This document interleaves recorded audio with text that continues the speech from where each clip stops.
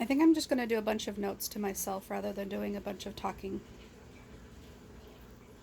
First note I want to mention is I think cyan and blue are a fused noodle.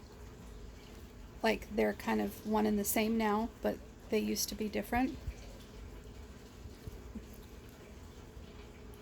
And I think they are both 9 years old, and they were both 9 years old, and so now they're kind of one and the same, which is why I keep getting them mixed up. Cyan and blue are like at 9 years old. I remember being ultra sensitive and feeling left out quite often, feeling ignored, feeling neglected, feeling not important. And because I didn't feel important, I do think that's something that comes up for me quite a bit. And then we got the other part is not being able to handle emotions in a rational way. And so it's like over the top emotional, over the top hysterical, over the top depressed, and over the top crying and just unbearable, hyperventilating, unable to breathe type of crying. And she's just always down, always, always, always down. And so when you get those two together, they're very much depressed. So you can see why cyan and blue are kind of mixed, is not just because my pillow is mixed or the character is mixed, but that's basically how I'm describing it, is that it is a twofold type of noodle.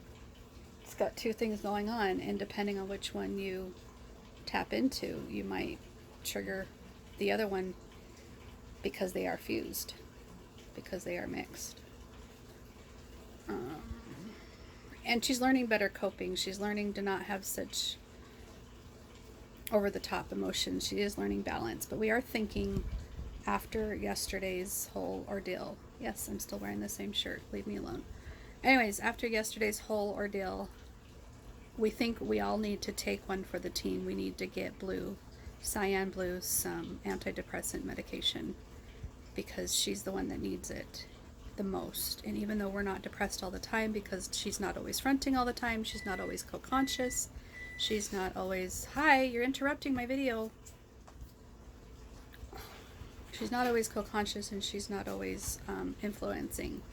But when she is, she needs the one that needs the depression medication so that she's not over the top.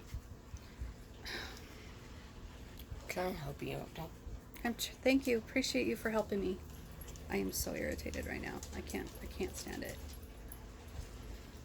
I'm on my lunch and I'm trying to relax. But anyways, the reason why that all came up right now is because my mom used my sister to take her to the airport today at 12.